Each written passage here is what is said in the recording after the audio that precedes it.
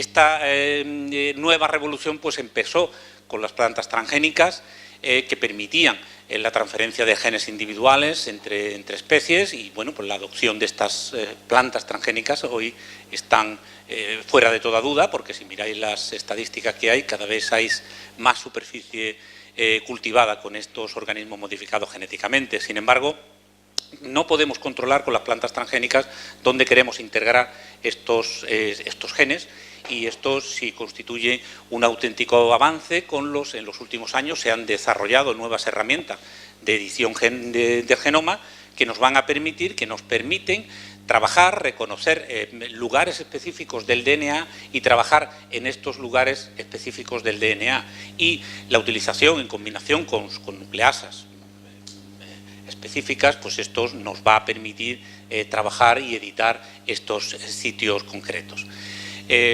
Las tres herramientas de edición de genoma más importantes que hay, desde mi punto de vista, son las nucleasas de dedo de zinc, los TALEN y las CRISPR-Cas.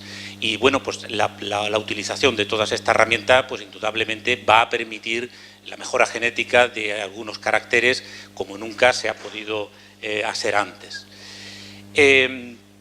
Tanto los dedos de zinc como los TALEN se basa en una interacción DNA-proteína, en el reconocimiento del DNA mediante proteína, y la gran diferencia entre ellos es que mientras los dedos de zinc son capaces de reconocer 3 nucleótidos en el ADN, cada unidad de repetición de los TALEN son capaces de reconocer una base.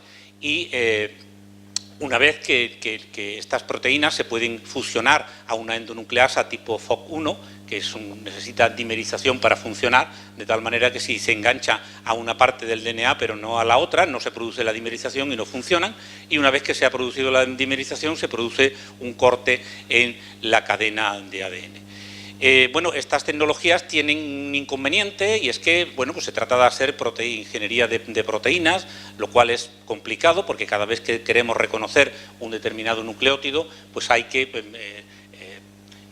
tener en cuenta que vamos a trabajar con una proteína, tenemos que meter la secuencia que codifica esa proteína en un plásmido. Esto es muy tedioso, lleva mucho tiempo y es bastante complicado. Por el contrario, los CRISPR son capaces, su utilización se basa en el apareamiento que existe entre cadenas de ADN, y esto hace que sean mucho más simples y mucho más eficientes de manejar, y por eso tienen actualmente el gran boom y gran desarrollo tecnológico que están teniendo, porque son mucho más simples de hacer. No voy a entrar en detalle de que bueno, forman parte del sistema inmunitario de bacterias, y muchas bacterias del tipo Archaea, y lo que hacen es protegerlo mediante de la invasión que sufren de determinados virus. Básicamente tienen una librería de todos los virus que lo han infectado a lo largo de su vida, y cuando se produce una infección pues tiran de esta librería para tratar de eliminarlo. Hay muchos tipos de proteínas, las del tipo 2, la Cas9 es la que más ampliamente se está utilizando hasta el momento. De hecho, Cas9 es una endonucleasa que utiliza un ARN guía para reconocer perdonad que a veces señalo, pero es que como soy daltónico no veo el rojo, ¿no? Y no sé dónde estoy apuntando, ¿no? Y eso es un problema, ¿no? Por eso me acerco, aquí está. Y entonces veis, pues reconoce mediante un ARN guía la secuencia de ADN, ¿no? En el sistema actualmente esto se ha simplificado mucho, de tal manera que se utiliza una guía simple de ADN que retiene las dos características fundamentales del sistema original, y esto es una secuencia en el extremo 5' que determina el apareamiento específico, y otra secuencia en el extremo 3', que es un dúplex de ARN que le permite unirse a la proteína Cas9 y deslizarse por todo el ADN. Tanto las nucleasas de dedo de zinc, los TALEN como los CRISPR, todos tienen el mismo fundamento. Se produce un corte de la doble cadena de ADN, y posteriormente este corte se puede reparar por dos vías distintas. Una, por la conexión de los extremos mediante una conexión no homóloga, o mediante recombinación homóloga. En este primer caso, esto está sujeto a errores y, como está sujeto a errores, pues se producen inserciones, deleciones, provocando frameshift o codones de Stott y deja pues que el gen no sea funcional.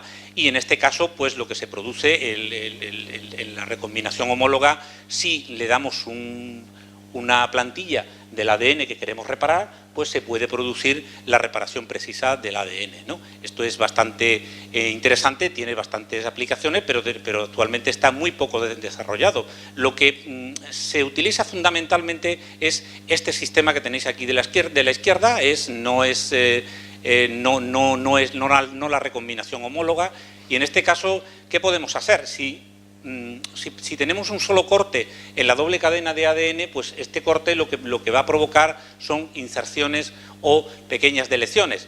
Si tenemos dos cortes en la cadena de ADN en dos lugares distintos, pues esto puede dar lugar a deleciones, inversiones, incluso translocaciones cromosómicas. Y de esto hay en la literatura, podéis encontrar ejemplos de todo esto.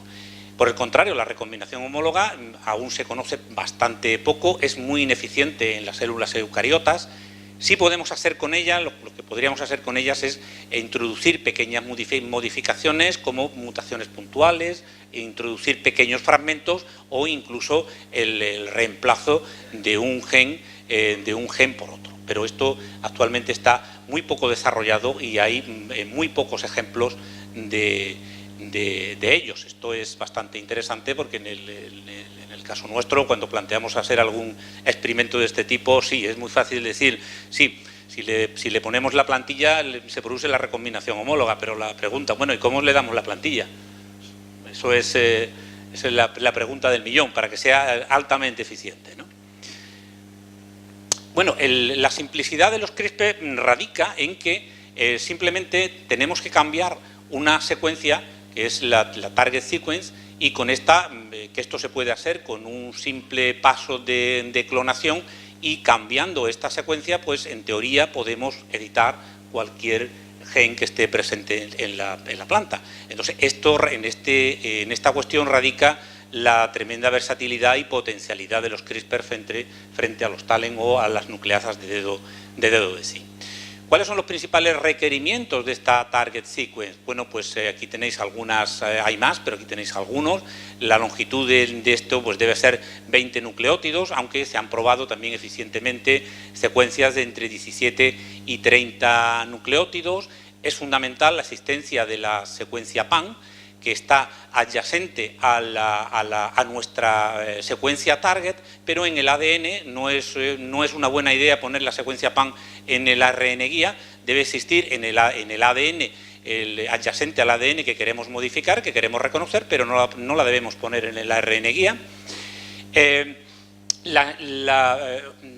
El tipo de secuencia que define a PAN pues está definido por el origen de la proteína Cas que vamos a utilizar. Por ejemplo, si utilizamos la de Streptococcus pyogenes, pues esta es la secuencia que debemos buscar. Si utilizamos esta de Staphylococcus aureus, pues es esta.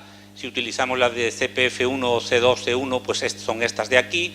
E incluso podemos utilizar otras proteínas Cas que nos van a editar los ARN mensajeros también, ¿no? Otra parte importante de esto es la secuencia semilla, que son estos 10 nucleótidos que tenemos en esta parte próxima a la secuencia PAN. El apareamiento específico en esta parte es crítico para que se produzca la edición. Sin embargo, en la parte distal de la secuencia PAN son tolerados algunas discrepancias en las bases, ¿no? Otros requerimientos, por ejemplo, no es aconsejable tener entre 3 y 4 timinas en esta parte de aquí. El contenido en GC puede ser entre 40 y el 70%. En esta parte de aquí, este nucleótido variable, si es una citosina, está descrito que puede incrementar enormemente la efectividad de la proteína Cas. Y a partir de que tenemos esto diseñado, bueno, pues la proteína Cas corta 3 bases aguas arriba de la secuencia PAN que tenemos aquí, ¿no? Ese es el sistema básico del sistema CRISPR. Hay extensiones de este sistema porque uno de los principales problemas que tenemos con el sistema CRISPR es la existencia de off-target, es decir, hay secuencias de 20 nucleótidos que están presentes en otros genes y esto constituye un problema. Tenemos que reducir y incrementar esta especificidad. La proteína Cas tiene dos dominios catalíticos. Podemos mutar uno o los dos dominios catalíticos. En el primer caso tenemos una nicasa y en el segundo caso tenemos una proteína, una DEDCAS9, que es una proteína que está totalmente inactiva, pero aún mantiene la capacidad de reconocer el ADN y de unirse a él. Y esto es muy importante, ¿no? En el primer caso, con las nicasas, se produce un corte en una de las cadenas y esto podemos utilizarlo para hacer un doble reconocimiento e incrementar la especificidad. En este caso, cuando se produce un corte en una cadena y otro corte en otra, esto se va a reparar por el sistema de conexión de extremos no homólogos y se van a producir las inserciones y deleciones. Otra alternativa puede ser esta, para aumentar la especificidad, es reconocer dos sitios distintos y unir la proteína, la DEDCAS9 en este caso, unirla a otra proteína, a una nucleasa tipo FOC que necesita dimerización y en el momento que se reconozcan los dos sitios se va a producir el corte en el ADN, con lo cual estamos incrementando la especificidad y reduciendo el número de objetivos no deseados en nuestros experimentos, ¿no? Más extensiones que podemos jugar para hacer experimentos. Bueno, podemos utilizar las nicasas o la Cas9 muerta, la de Cas9, para fusionar determinadas enzimas que reconocen el ADN y hacer el sistema muchísimo más eficiente. Por ejemplo, podemos utilizar reguladores de activadores o represores de la transcripción para modular la expresión de los genes a nivel transcripcional. También podemos editar el epigenoma utilizando efectores epigenéticos, modificar las histonas o modular de alguna manera y modificar el patrón de metilación del ADN, con lo cual también podemos activar o reprimir genes específicos utilizando estos modificadores unidos a la nicasa o a la DEDCAS9. Otra aplicación muy interesante que es objeto de fuerte investigación actualmente es utilizar los editores de base que están unidos a un dominio de aminasa y en este caso hay dos tipos de editores, los de adenina y los de la citosina, que nos van a permitir convertir las adeninas en guaninas y las citosinas en timina, con lo cual vamos a poder realizar la conversión de una base en otra, cambiar el aminoácido sin tener que provocar roturas en el ADN. Estos son los dos editores más importantes. Aquí sí que tenéis que tener en cuenta a la hora de hacer un diseño que el objetivo, la diana tiene que estar en la misma cadena donde se encuentra PAN. Esto es importante a la hora de hacer el diseño. Algunas aplicaciones importantes de los editores es pues, crear variabilidad genética. Se pueden crear muchísimos variabilidad mutando nucleótidos específicos en un gen determinado. Con los editores de citosina lo que sí podemos es crear mutaciones, codones de stop, cuando nos encontremos estos tripletes, no así con los editores de adenina, en este caso no es posible.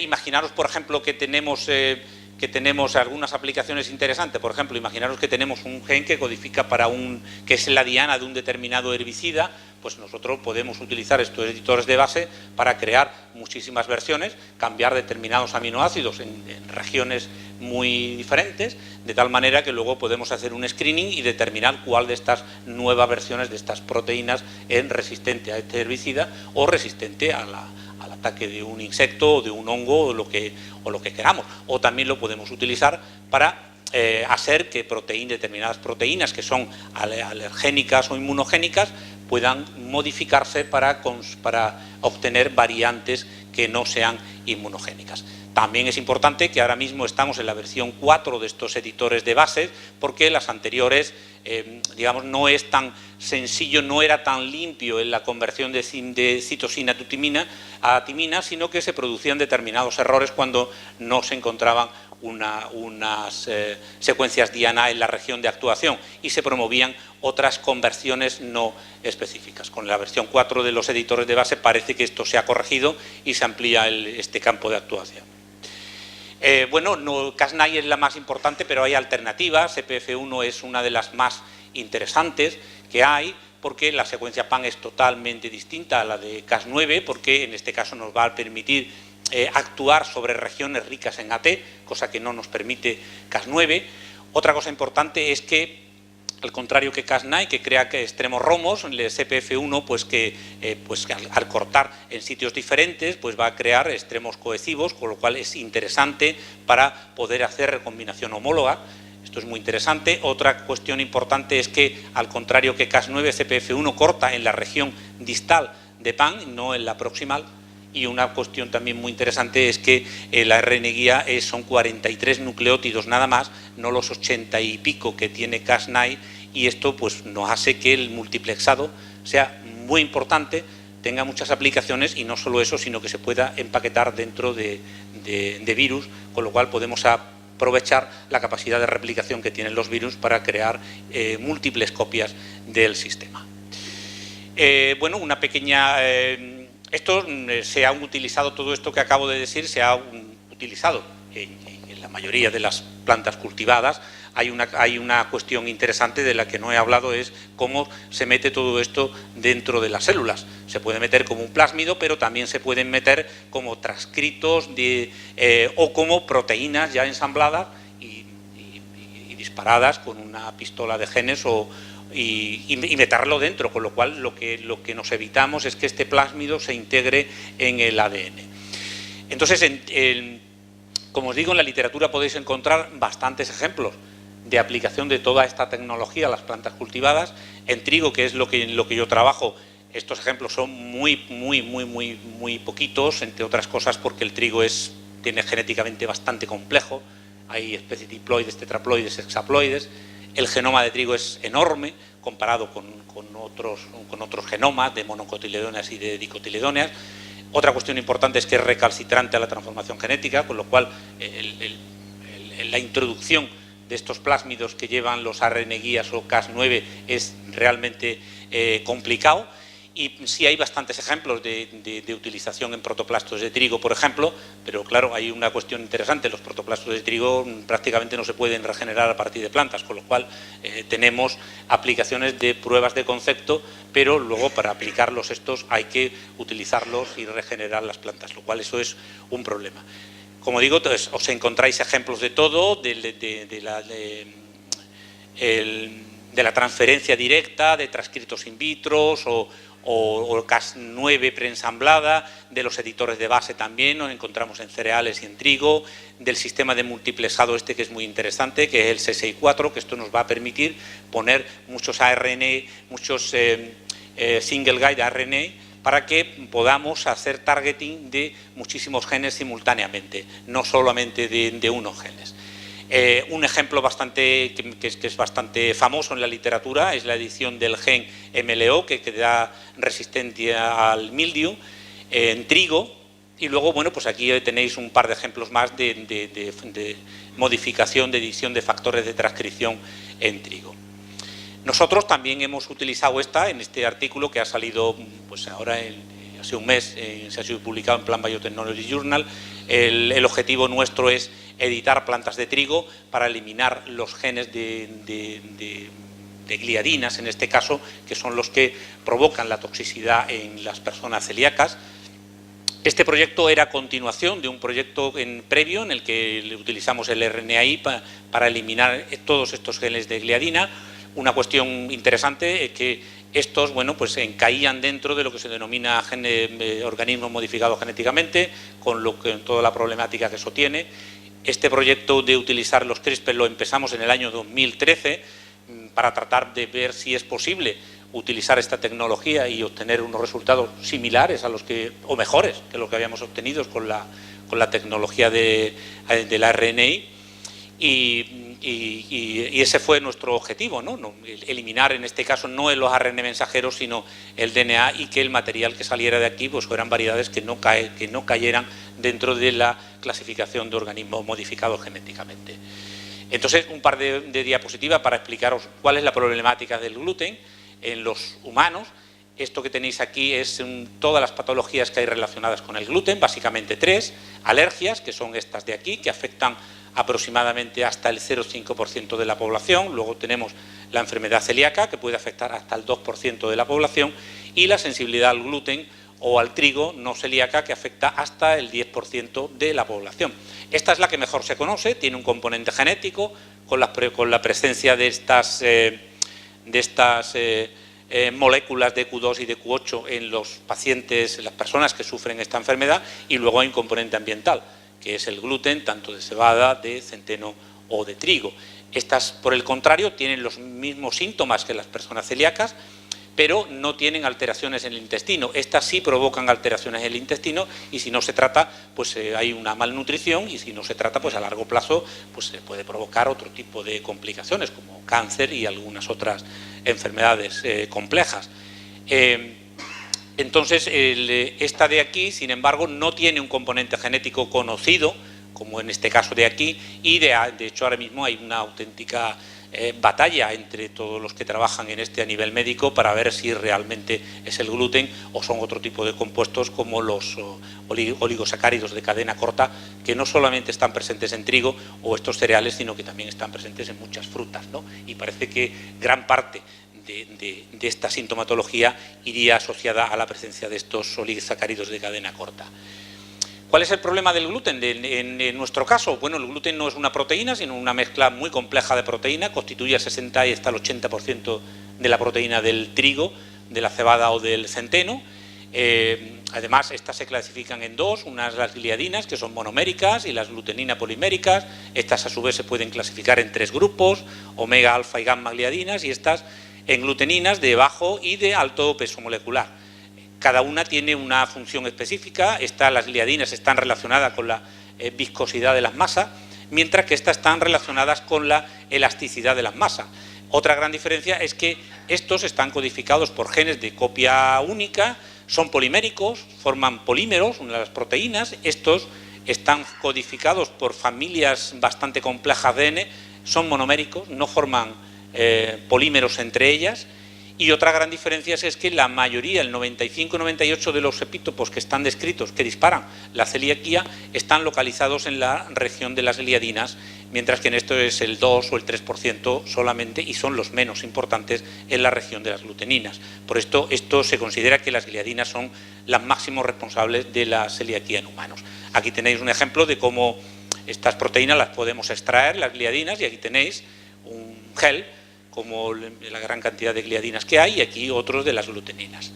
El problema que presenta abordar un proyecto de estas características es, en primer lugar, bueno, ¿de cuántos genes estamos hablando?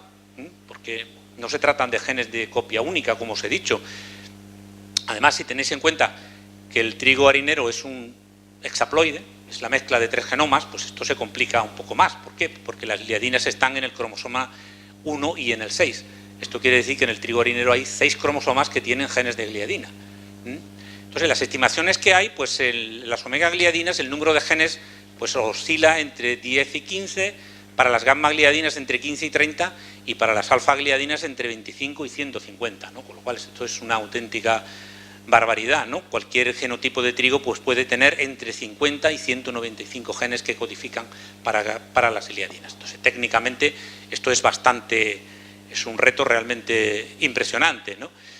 Bueno, para este proyecto nosotros empezamos con las alfa-gliadinas de trigo. Las alfa-gliadinas de trigo están descritas que desde el punto de vista de la celiaquía son las más importantes, de hecho pueden explicar hasta el 80% de la celiaquía en humanos, y de hecho hay una región, esto es un esquema de una proteína, de una alfa-gliadina, y hay una región de aproximadamente unos 300 pares de base donde se concentra la mayor parte de toda la toxicidad de las alfa-gliadinas. Aquí hay 3 epítopos, 3 péptidos, el P3143, el 33-mer y el Gili-alfa-20, Gili-alfa-3, y estos péptidos están relacionados con disparar la celiaquía, especialmente el 33-mer, que es el péptido más inmunogénico que se conoce, y este en concreto está formado a su vez por 6 copias de 3 epítopos y están solapante unos con otros. Esto es una auténtica bomba cuando estas personas ingieren este tipo de proteínas, ¿no?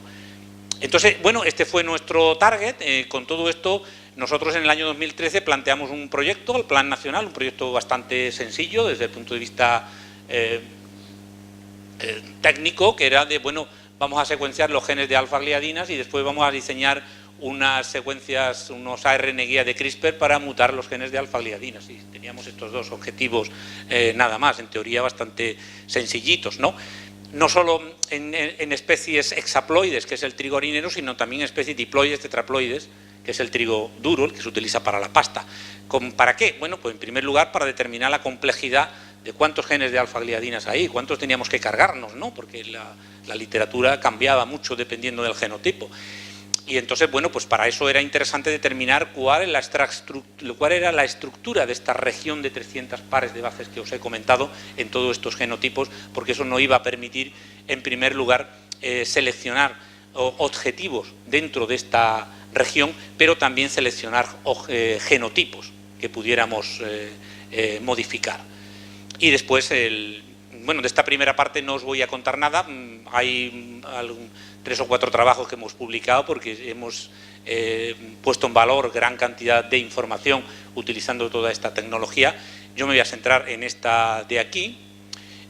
Bueno, no se ve muy bien, bueno, estos son bases también que están por aquí, pero la secuenciación de este amplicón, tanto por Sanger como NGS, pues nos dio un resultado bastante desolador al principio, ¿no? Porque aquí veis, estas son las variantes que encontramos en algunos genotipos, en uno en concreto, este de trigo harinero, y hay muchos SNPs. Esta es la región del 33-mer, que se caracteriza, como ya habíamos puesto de manifiesto antes, por variaciones en la longitud, lo que hace que este 33-mer pues sea variable en la longitud y tenga ahí genotipos que tiene un epítopo, otros tienen 3, otros 5 y otros 6 y otros 7 y esta es bastante variable. Pero aún así fue posible encontrar regiones bastante conservadas. Esta es una y esta es otra y fuimos adelante con esta y otra, y aquí diseñamos nuestra secuencia objetivo de 20 nucleótidos y aquí también. Las diferencias entre una y otra, pues esta estaba en una región única en todas las alfa-gliadinas, que es esta que veis aquí, mientras que esta de aquí, pues la secuencia semilla que se correspondería con esta parte de aquí, se encontraba presente en 1, 2, 3 y 4 veces en la mayoría de las alfa-gliadinas, pero solamente en una de ellas estaba asociada a la secuencia PAN, con lo cual este sería, en teoría, este iba a ser nuestro objetivo, ¿no? Entonces, con esto iniciamos construimos 2 plásmidos, con uno para la secuencia alfa-1 que habéis visto y otra para la secuencia alfa-2. Estos plásmidos los construimos, nuestra región de target que está aquí, con el ARN guía, pues estaba bajo el control del promotor U6 de trigo, mientras que la proteína Cas9 pues estaba bajo el control de un promotor de ARN polimerasa 2, en este caso la ubiquitina de maíz para expresión constitutiva. Entonces, pues esto utilizamos el bombardeo con micropartículas para introducir este plásmido en los embriones inmaduros de trigo y a partir de ahí regenerar las plantas, ¿no? Utilizamos 3 genotipos de trigo, 2 de trigo harinero y una de trigo duro. Bombardeamos aproximadamente el mismo número de embriones con un plásmido y con otro. El número de plantas regeneradas lo tenéis aquí y aquí el número de plantas editadas. Obtuvimos más plantas editadas con la construcción alfa-2 que con la construcción alfa-1. No sabemos exactamente cuál es el motivo exacto de por qué este fue mucho menos eficiente que este. Estamos todavía dándole vueltas y viendo y analizando el material.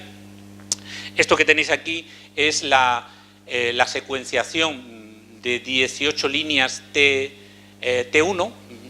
En nuestro caso no fuimos a secuenciar las plantas T0 que salían directamente de cultivo in vitro por dos motivos. La primera, que las plantas T0 no nos iban a dar mucha información. ¿Por qué? Pues porque estábamos utilizando un promotor de ARN polimerasa 2 para dirigir la expresión de Cas9 y por tanto si cogíamos las hojas ahí pues podíamos ver mutaciones, pero estas mutaciones posiblemente serían mutaciones somáticas que se estaban produciendo en la hoja en ese momento y no nos iban a dar mucha información sobre si eso se iba a transmitir a la descendencia. Y en segundo lugar, porque además estábamos mirando un carácter que se podía ver extrayendo las proteínas y viendo en los geles, ¿no? Entonces nos fuimos directamente a las plantas T1, a secuenciar las plantas T1, lo cual no quiere decir que no y secuenciáramos las T0, eso lo hicimos también a posteriori. Bueno, aquí tenéis, por ejemplo, estos son el trigo harinero, Estos son con una construcción, y esto es solamente un ejemplo de alguna de las líneas que hemos obtenido. En general, como os he comentado antes, no solo fue más eficiente en la obtención de plantas editadas alfa 2, sino que también la edición con la construcción alfa 1 fue muchísimo menor. En algunos casos el 75% de las lecturas que obtuvimos estaban mutadas. Esto es una eficiencia bastante alta. En trigo harinero, fijaros, cambiaba el porcentaje, la frecuencia que tenéis aquí, pues oscilaba entre el 5% y el 75%. Esto que tenéis aquí es trigo duro. También la eficiencia de mutaciones oscilaban entre el 1 y el 15%. Estos son, al ser plantas T1, aquí ya nos permitió ver que había algunas líneas que ya habían segregado para la proteína, para el gen que codificaba para Cas9, con lo cual estas ya no entraban dentro de la... No tenían ningún ADN, eran plantas editadas, pero no tenían ningún ADN extraño en su genoma. Posteriormente, cuando hemos analizado la descendencia de esta, pues nos ha permitido separar estas que tenemos aquí arriba y que sí tienen una gran eficiencia en la edición del genoma. Esto es trigo duro y, como digo, aquí ya nos ha permitido separar aquellas que llevan el gen para Cas9 de los que no lo llevan. Esto una cosa interesante, que ¿cuántos genes estamos editando? Esto es una cuestión importante. Nosotros hemos secuenciado el amplicón, no os podemos decir exactamente cuántos genes de alfa-gliadinas hay, también los hemos estimado, están en torno a 100 para el trigo harinero, pero de estos 100 genes hay aproximadamente 45 amplicones diferentes. 45 amplicones diferentes, esto quiere decir que hay redundancia, y cuando estamos amplificando un amplicón, este está presente en distintos genes. Entonces, de estos 45 amplicones diferentes, como veis, en uno de los genotipos, pues hemos conseguido editar 35 de ellos, esto es un 78%, que es este que tenéis aquí. Las barras negras es del wild type y las otras pues ya indica que no se encuentra presente este amplicón en las plantas, en las líneas editadas. Estos que tenéis aquí encima, que tienen un asterisco, esto quiere decir que dentro de ese amplicón pues hay un codón de stop en el wild type, con lo cual, bueno, pues desde el punto de vista técnico pues no nos preocupa, al contrario, mejor, esa proteína no va a ser funcional. Y estos de aquí, ¿no? Fijaros que hemos editado 35 de 45 genes, esto es una eficiencia bastante alta, y aquellos que no hemos podido editar son porque la secuencia PAN no era la correcta. O sea, no había una homología entre la secuencia PAN reconocida por Cas9 en este caso, y por tanto Cas9 no abre el DNA y no se producen las mutaciones, ¿no? Ahora sí estamos rediseñando nuevas construcciones para tratar de eliminar estas secuencias de aquí. En otros trigo, pues veis 13 de 52 y 29 de 43 en el trigo duro.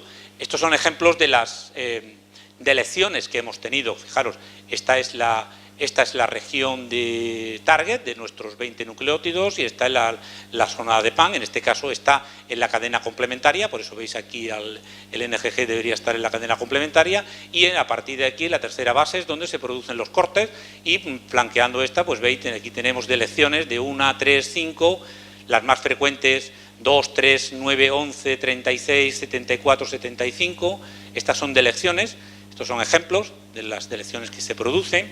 También hemos detectado inserciones en esta región de la que estamos actuando. Estas inserciones pues van desde 36 a 158 nucleótidos. Lo que se inserta son bien restos de otras genes de alfa-gliadinas que están alrededor, por eso es cuando se está produciendo este mare magnum de cortes ahí, pues quedan restos de alfa-gliadinas y tratan de repararlo por recombinación homóloga, de tal manera que los insertan aquí. Entonces todo esto la mayoría son inserciones de otros genes de alfa-gliadinas que están por aquí. ¿Veis? En algunos casos previo a la inserción hay una delección y después se produce la inserción, ¿no?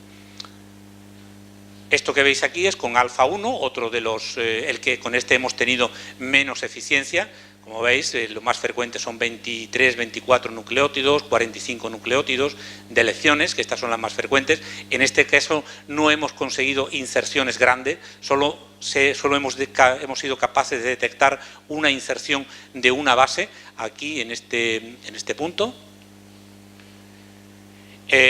Algunas cuestiones interesantes que hemos encontrado con el análisis de estas plantas.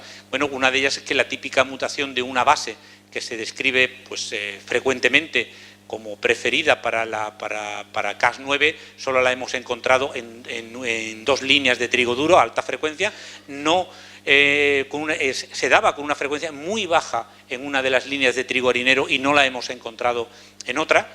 La inserción de una base también la hemos encontrado solo en una línea de trigo duro, pero no en las otras, y esto es una inserción, una mutación también muy frecuente descrita cuando se trabaja con Cas9, y en nuestro caso pues hay una preferencia por grandes delecciones o grandes inserciones. Analizando nuestros materiales y lo que nos hemos encontrado, nosotros esto creemos que ocurre porque lo que ocurre aquí es que se produce una reparación mediada por una microhomología de secuencias. Aquí os lo pongo, ¿veis? Esta es la región de corte. Aquí esta es la región de corte y si veis, flanqueando la región de corte, esta parte de aquí es totalmente homóloga a esta de aquí, es prácticamente la misma, esta ocurre en este caso, aquí esta región es exactamente la misma y esta también es exactamente la misma. Tenemos también estas 3 nucleótidos y pensamos los patrones de corte corresponden con estas repeticiones que se encuentran aquí. Entonces lo que está ocurriendo es que se producen delecciones que se corresponden con estos bloques. ¿Por qué eso es así? Pues realmente tampoco lo sabemos muy bien. Bueno, esto es la pinta que tienen cuando extraemos estos geles, ¿veis? Estos prácticamente han desaparecido la mayoría de las gliadinas en estos genotipos de aquí, también en estos de aquí, en estos de aquí, en otros casos en estos de aquí también. En otros casos lo que hemos visto es la aparición de nuevas bandas. Esto es frecuente porque cuando se producen delecciones de 3, 6 nucleótidos, pues se produce una proteína y esa proteína pues puede tener pues menor tamaño, entonces nos va a aparecer en otro lugar distinto de estos geles, ¿no? Este es el aspecto que tienen las plantas editadas. Esta es una de estas que tiene un 75% de las lecturas mutadas. Esto es el aspecto que tienen las espigas, que es prácticamente, este es el wild type y esta es la línea editada. Pues veis, es prácticamente indistinguible de la línea wild type. Y esto es de trigo duro, esto es trigo harinero y esto es trigo duro, ¿no? Estos son los granos de la línea wild type y estos son los granos de la línea editada. Una cuestión importante, tenemos efectos no deseados, quedan 2 más. Tenemos efectos no deseados, esto es una cuestión interesante, entonces nos la planteamos primero buscando en aquellas otras proteínas de almacenamiento como eran las gamma, omega y gluteninas de bajo peso molecular. Entonces aquí en algunos de ellos habíamos encontrado la secuencia PAN y la secuencia, nuestra secuencia target de la secuencia semilla de nuestro objetivo, pero hemos secuenciado en este caso 57, 43 y 27 clones y no hemos encontrado ningún efecto off-target en ninguno de ellos.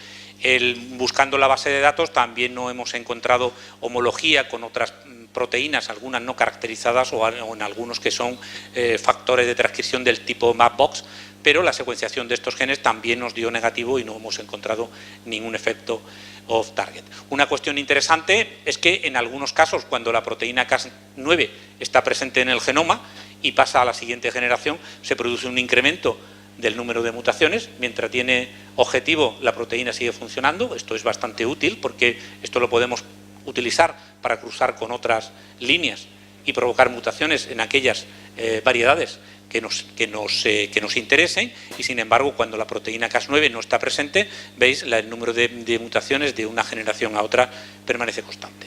La pregunta es, ¿dónde estamos con esto? ¿Hemos reducido de alguna manera la inmunogenicidad de estos trigos?